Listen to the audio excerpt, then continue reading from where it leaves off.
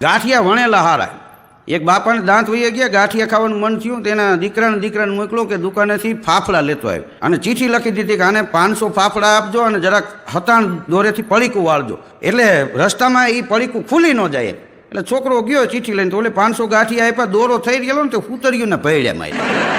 એ છોકરો એ દડાની જેમ પડીકું પાછું ઉલાડતો આવ્યો.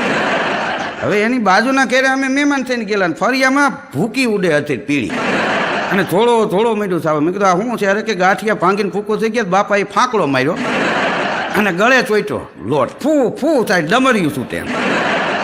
છોકરાએ બે એના અભણ ને અજળ, તો એક જણો થોડો ઉભો રહે કે ડીશમીટ લઈ લઉં, ગળામાં જરાક ફેરવી નાખીએ, ભૂકો નીકળી જાય. પછી અમે અહીંયા ગયા, કીધું રહેવા દો, અને હતક પાણીના કોગળા કરાવો. પછી બાપા ભાનમાં આવ્યા. આ તો કીધું ગળેથી ગાયનો તમારે કાકડો નોખો થાય, આ થોડું અહીંયા કંઈ નાનો નેટબોલ મારી છે તમારે ખોલવી એમ.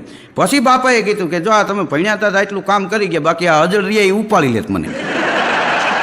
ગાંઠિયા વણેલા હારા, છોકરા ભણેલા હારા. ગાંઠિયાની